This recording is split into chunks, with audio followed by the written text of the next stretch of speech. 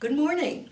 I'm so glad that you joined me this morning. I hope that you are in the mood to study some English and that you are willing to practice using these things too. My name is Marge Peterson. I'm with the Claiborne County Adult Literacy Council, and we have in-person classes. We have these virtual classes for English, but we also have high school equivalency classes. And if you want more information about any of these things, please call the council at area code 361-595-1010. And you may have to leave a message, but you can get the information, and I hope that you will be able to join us in class, okay? We're going to work on grammar grammar afterwards, but then first we're going to work on some idioms. Right now we're doing a review, so all of the idioms that have been on are on these videos for the last, maybe 3 weeks or something like that. It's been quite a few, have been descriptions of people.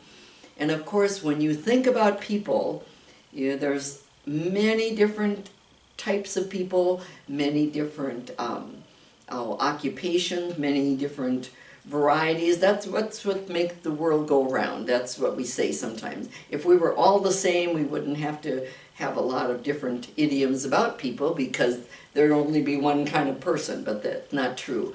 And so there's a lot of variety, and there's a lot of variety in the idioms that I've been teaching that are descriptions of people. So I'm not going to do any reviews today, but I am going to ask you some questions. Okay, I've got, let's see, how many do I have? I have 8 of them, 8 different ones, and I'm going to ask you the questions, and I hope that you will be able to tell the answers, okay?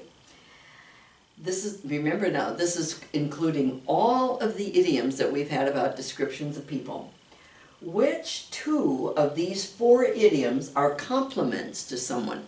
A compliment is something nice that you say to someone, like you look beautiful today, or you have a wonderful outfit on, or you might say, oh, you played a game really well, or you might say you have a beautiful home, or something or other. Okay, a compliment is something nice about someone that you say. Okay, which 2 of these are compliments to someone? A, the salt of the earth, is that a compliment? B, a fast talker, is that a compliment? C, a fair weather friend? D, a class act. Which 2 of them are compliments? Do you know which 2 are compliments? Salt of the earth, a fast talker, a fair weather friend, or a class act. Okay, did you say salt of the earth? That's a compliment. Yes, it is. That is. I'm going to just underline the A right here. Did you say a fast talker? No, that's not a compliment. A fair weather friend? No. You want to be described, or you want to describe somebody else as a friend in any kind of weather. Fair weather means just when everything is going well. Okay, so that's not a compliment. A class act. Yes, I hope you said that one too, because those are the 2 of those 4 choices. We have a couple more like that you choose 2 of them. Most of these are just 1. Okay, number 2, someone who wears very fashionable, glamorous clothes to attract attention is, what would you call someone who wants to get everyone's attention, so they wear very fashionable clothes or very expensive or glamorous clothes? Are they A, an eager beaver? B, a tough cookie? C, dressed to kill? Or D, a top dog? Look at them again. Fashionable, glamorous clothes. An eager beaver? A tough cookie? Dressed to kill? Or top dog? Which one did you say? I hope you said dressed to kill. And of course, it says dressed to kill. It has nothing to do with killing someone. You know, I think, I'm not sure where it came from, but I think the whole thing, the idea is that, you know, you look like you could accomplish anything, okay? Dressed to kill, that's what the idiom is. Okay, number 3. If you are in trouble with your boss or your spouse or the law, you are what? A, in hot water. B, a social butterfly. C, a fish out of water. Or D, a backseat driver. If you're in trouble with your boss or your spouse or with the law, you are in hot water, a social butterfly, a fish out of water, or a backseat driver. Which are you? What did you say if you're in trouble? Did you say in hot water? You're right. Okay. So, and even if it's with your spouse, you know, if you do something and your spouse had said, oh, I don't think you should do that, and you do it anyway, you might be in hot water with them. Okay, that means in trouble, to be in hot water with them. Number 4, okay, someone who thinks he or she is perfect and tries to show everyone else how perfect he or she is can be called what? A doubting Thomas. B, no spring chicken. C, a goody two-shoes. Or D, a significant other. See, all of my choices here are things that describe people, but which are the correct ones is what we're looking for. Someone who thinks that he or she is perfect, and they try to show you how perfect they are. Okay, what would you say that person is? A doubting Thomas? No spring chicken? A goody two-shoes? Or a significant other? What did you say? What is your answer? Is it a goody two-shoes? Yes, that's what it is. If someone thinks that they're perfect, and they've got to show you, you might say, oh, he's a goody two-shoes. Okay? Good job. We've got 4 more left here. And remember, all of these choices are descriptions of people. Okay. If you run for a political office, and that is an idiom in itself, to run for a political office, okay, and not many people know about you, but you are elected anyway, we would call you what? A bleeding heart, a fish out of water, a whistleblower, or a dark horse candidate. If you run for a political office, if you are a candidate, and you want to, but not many people know you. You just decided that you want to do this and run for this office, and you're elected. Okay, then what would we call you? A bleeding heart? A fish out of water? A whistleblower? Or a dark horse candidate? A dark horse candidate, yes. That one kind of has the wording there. A dark horse candidate is somebody that runs for, it might be a political office, it might be an office within an organization that you are a part of. And if you are running for one of the, say, one of the leaders of that organization, but you know people, but you want to have, you think you could do something to make a difference, but not many people know you, but then you get elected, they will call you a dark horse candidate because not many people knew about you ahead of time, and it's your first time. So that one, the candidate kind of gave that one away. But I'm glad that we at least look at what the others are. Okay, number 6. If you look or act just like your father, you are what? A couch potato? B, a smart aleck? C, a chip off the old block? Or D, a loose cannon?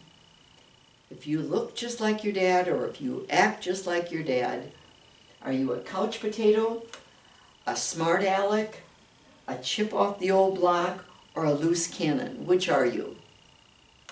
I bet you got it right. A chip off the old block. The old block is what's there already, your father. And a chip off of something is something that's just like it because it came from the same source. Okay, so a chip off the old block, that's a very common idiom. So, in fact, these others are too. A couch potato, very common. Smart aleck, that's very common. A loose cannon, that's also very common. So, all of those are very common, but the correct meaning is a chip off the old block, or the correct answer for that meaning, if you look or act just like your father. Okay, let's look. We're almost to the end here. Number 7, which of these idioms is similar to an eager beaver? Do you remember eager beaver? There's one that's very similar to it. Which would you say, which one of these? A laughing stock, B, a live wire, C, a tower of strength, or D, a better half? Which of them is similar, like a synonym for eager beaver? What does an eager beaver mean? Remember? A laughing stock is similar, a live wire is similar, a tower of strength, or a better half. Which of those is similar to an eager beaver, you think? Did you say a live wire? You're correct. A laughing stock is not. A live wire is somebody really that has a lot of energy and goes around. So does an eager beaver. They have a lot of energy. They get a lot of things done, and they're always a person that if you want to have something done or need some help or something, an eager beaver or a live wire have the energy to do it, okay? So a live wire is the correct answer. A tower of strength is a wonderful thing to be, but that is not the same as eager beaver, okay? It just means somebody that's very helpful in a time of difficulty. And the better half, that's what we call your spouse, okay?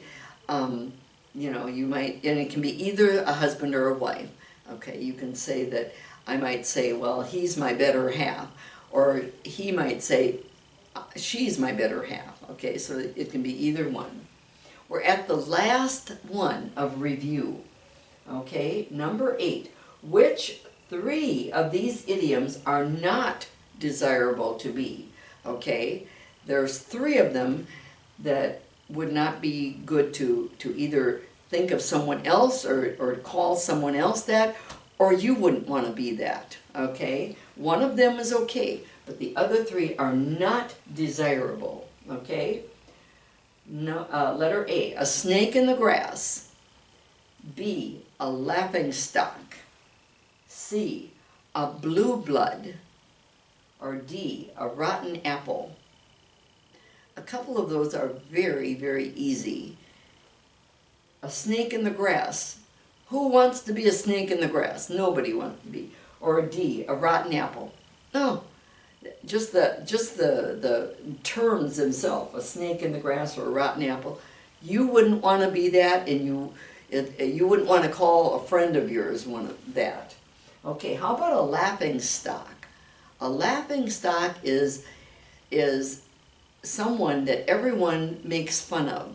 And that's an idiom in itself, to make fun, ridiculed. Usually a laughing stock is someone that does something ridiculous or stupid or something that's not a good thing to do, and everyone else laughs at that person. It's not the same as life of the party by any means. The life of the party, they have fun, they're making everybody laugh with them. A laughing stock, everybody is laughing at them. Notice that difference, that one little word. To laugh with me is different than to laugh at me, okay? So sometimes those little preposition words make such a difference in meaning, and here's an example. You know, a laughing stock is somebody that everybody laughs at, not with them. Okay, so it's not a desirable thing. A blue blood, what is a blue blood? it means someone who is born into kind of nobility, or someone who is maybe, you know, like aristocracy kind of background, okay? So a blue blood would be somebody that's very, I want to say, respected, and they have a great history, okay? So that would be the one that is okay, but the other three are not. Whoops, I did this, did it the wrong way. Let me do this. The three that are not desirable: a snake in the grass. You would not want to be a snake in the grass. A laughing stock. You don't want people to laugh at you. If people laugh with you, that's okay, but a laughing stock, people laugh at them. Okay, and a rotten apple, remember when I gave that, that's somebody that just is not a good person. They just can't learn things that the right way to act and behave and that sort of thing. So a rotten apple, and the whole idea, when I taught that one, I remember that if you have any kind of fruit, and let's say you have a bowl of apples, and this is where it originates from when it says a rotten apple, you might say, he is a rotten apple in that class or in that family. And it means that they usually, the idea is that the rotten apple goes bad from the inside out, and once it's on the outside of the apple and it looks gets kind of an orangey brown color, and it's soft and that sort of thing, if there's another apple next to it, and in a certain amount of time, that apple will become rotten also, because that it spreads. And so that's the idea, that it's very undesirable to have a rotten apple, because it's something that can spread to others. We're not going to do any more of our descriptions of people, although I'm sure there are more. We just haven't, I just didn't have them in my sources. But we're going to continue idioms next time, but a different topic of idiom, different category. So, okay, so that was our review of all of the descriptions of people. Now we're going to work on past tense grammar, and we've been doing this for quite a while also. And we're going to correct these sentences on the board, but I wrote them here. So we're going to look at how they can be correct here. So let's look at them. I will read it to you, and sometimes when I read it, you understand what's bad about it. Remember that we're going to look at how these are incorrect, and these are past tense sentences, okay? And how we can correct them, how we can change them.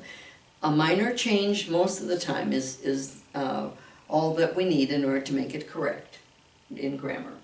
Okay, number one, I went to the movies last night.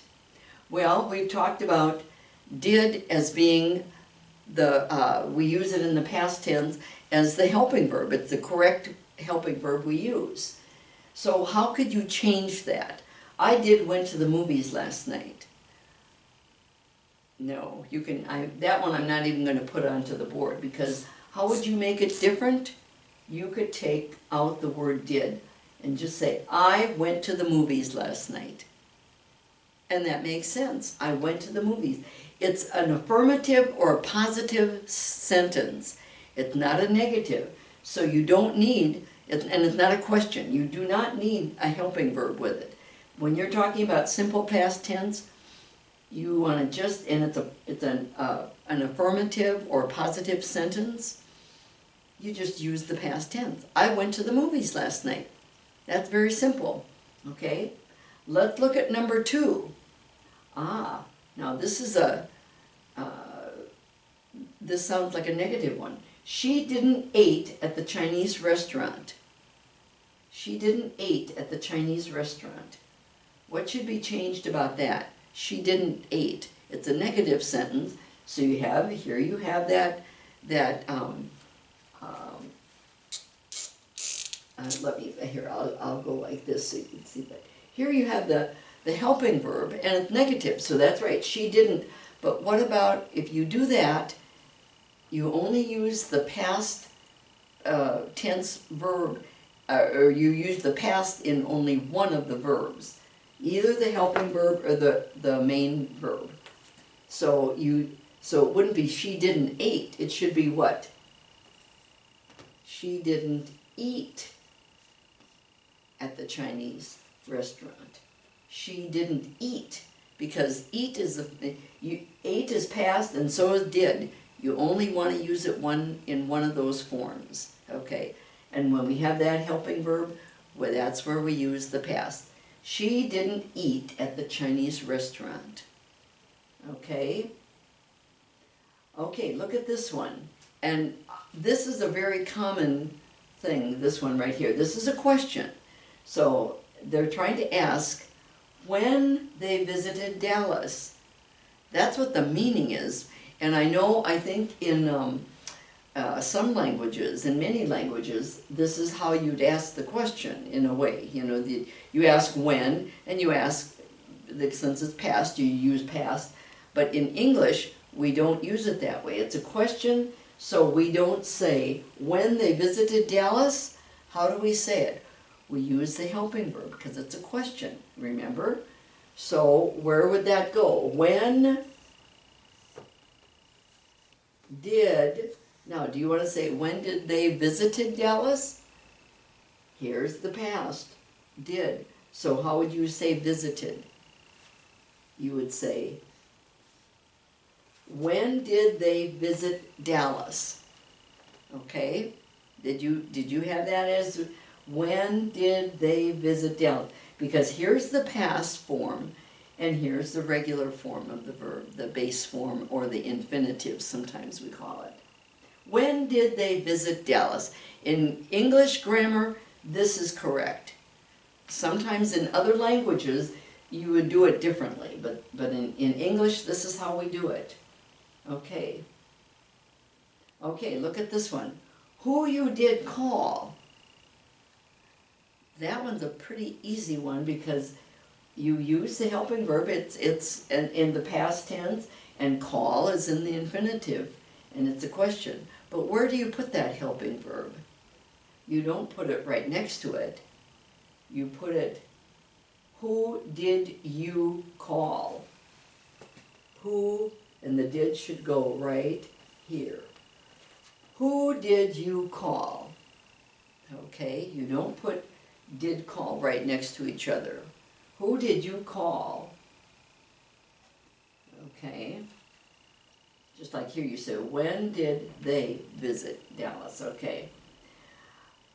Okay, let's look at the next one. Now this one, you is the subject. Now we're going to look at the subject is a little bit different. Number 5. Who called you last night? Okay, well, where is the past there? Because here, who is the subject, so we have to put it in past tense because it says last night. The only verb we have is call. And who is the subject? Then we'd say, who called you last night? Here's where it gets a little bit different. I know you can maybe hardly read it. You use the past tense right in that verb itself. Who called you last night? Because who is the subject? Okay. Let's look at the next one. It's another question. That's what this whole practice is. When I said it's a review, and it is a review, but it's actually practice with the questions and with the negative, and some of them are positive or affirmative. Okay. Who called you last night? Let's look at number 6.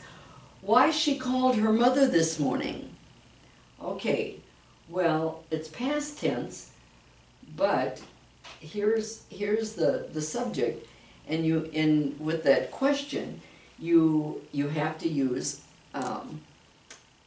the helping verb, and so the helping verb goes in the past tense. Where would you put it? Why she called her mother? Why did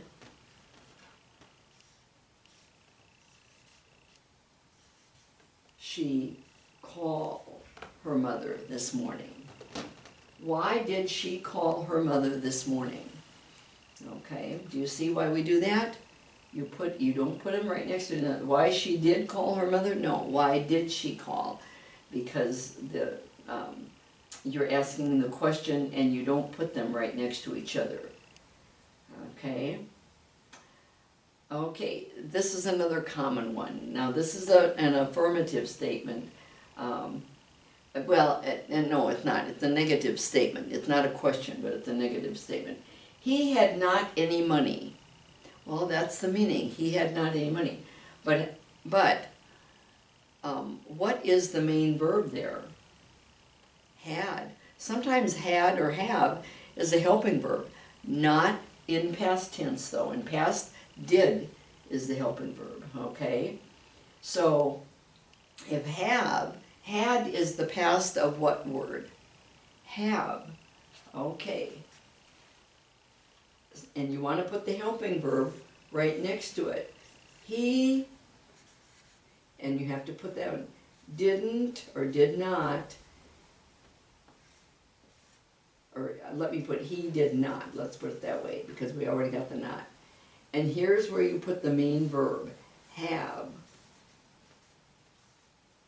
because that's your main verb. He did not have any money, or he didn't have any money. Okay, the meaning is that he had not any money. That's the idea, but that's not the correct grammar. He did not have any money. He did not have any money. Had we don't use, okay, because you're using it in the present tense.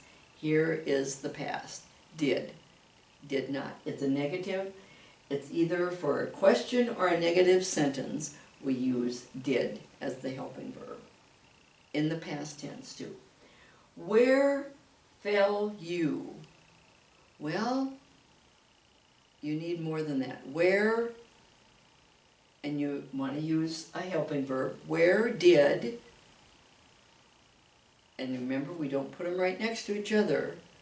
Where did fell you? No. Where did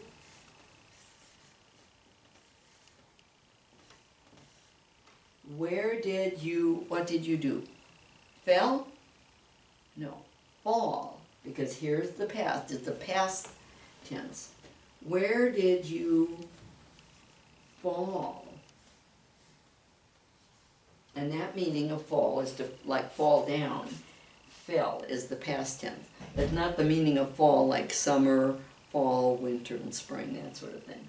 Where did you fall? Where did you fall? Now that's the correct way to ask it in English. Okay, number 9. Did she drink a glass of milk? That's an easy one to fix. Did she drink a glass of milk? What's the matter? There's just one little thing the matter with that. Did is the past tense helping verb. So what should the main verb be in the infinitive or the base form? So with that one, all we do is change that A to I. Did she drink a glass of milk? That's correct. Good. Did she drink a glass of milk? Okay, it doesn't make a difference if the verbs are irregular, you know, like call, if they're regular, like call, or if they're irregular, like eat and ate, or drink and drank. Okay, did she drink a glass of milk? Okay, or fall. Okay, number 10. Where was he find the book?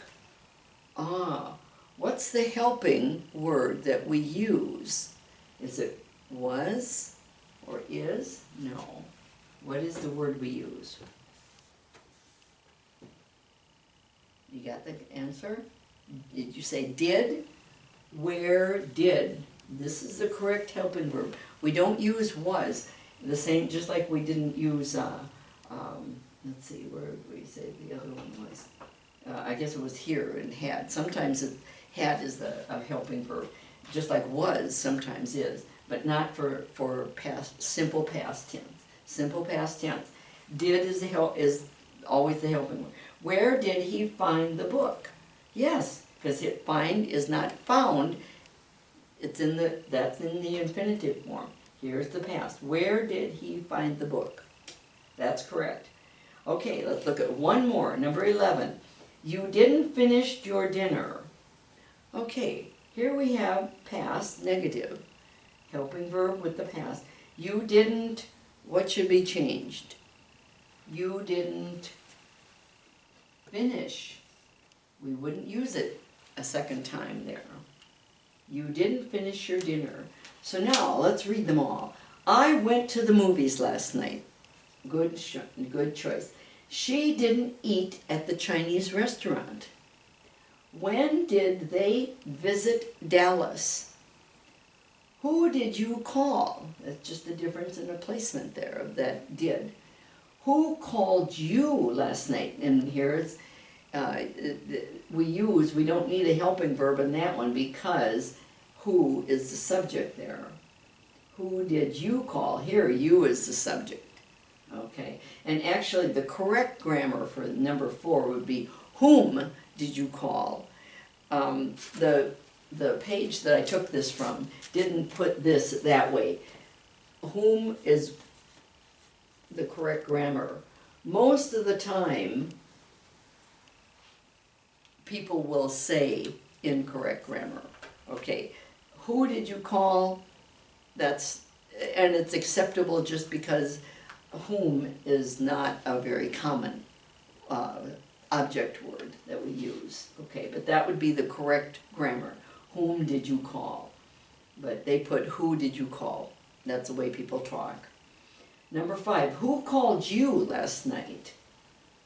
Number 6, why did she call her mother this morning? Why did she call, not called, her mother this morning? Number 7, he did not have any money. He did not have any money. Have is the main verb, not a helping verb. Number 8, where did you fall? So you separate that helping verb from the main verb with the subject there. Okay, where did you fall? Number 9, did she drink a glass of milk? Number 10, where did he find the book? Number 11, you didn't finish your dinner. Not you didn't finish, but you didn't finish your dinner. Okay, I hope that this has been helpful. I know I almost dislike to give the answers right away. I'd love to if this was my class, in-person class, I'd be giving this, sending it home, and we'd check it together the next day. Because it's important to be able to put these things, and some of you have to spend more time than others of you correcting them. But we don't have that sort of, situation here in virtual teaching. So I will give you the answers right at the time that we're doing the corrections. So I thank you so much for joining me today, and I hope that you will have a wonderful weekend. I hope that you will be kind to other people. I was going to mention this because I know I've talked about it in class to my students. Some people still want to wear face masks or be farther away, and they want to protect themselves or other people from the COVID, because people are still testing positive and still getting COVID. Many of us have had both vaccines or just the one vaccine, or that covers both. But anyway, but some people feel they still want to protect themselves or protect other people, and some people want to be rid of this whole thing. I think my feeling is that sometimes I feel one way and sometimes I feel another way. It depends on the situation. If I go to a place where I know nobody, then I feel like I kind of want to protect myself, because I don't know, even if I've had the vaccine, that doesn't mean I will never get COVID. It just means I probably won't get a very serious case, and I probably won't die from it. Okay, but everybody is different. We all have different bodies. We all have different immune systems. And we all have different situations and ideas about things. Be kind. If someone thinks differently than you do, accept what they are. They don't have to, we don't all have to think the same. And so whether it's, for COVID, whether it's for anything, I think we need to learn more kindness. And I'm hoping that through this whole pandemic, that maybe people have become more accepting of other people's opinions and the way they live or the way they do things. None of us is right. None of us is perfect. None of us are goody two-shoes, okay? You shouldn't be anyway. And so what I really want you to do is to understand other people, enjoy your life. You live and do what you think is right for you and for your family, and let other people have their situations, and if they're different than yours, okay, we don't all have to be the same, but be kind and be understanding of each other. We're all in this world together, okay? So thank you for joining me. Thank you for studying English, and I hope you learned something, that you will practice this, and I will see you again next time, okay? Have a great, great day, and be safe, okay? Bye. Thank you. Bye.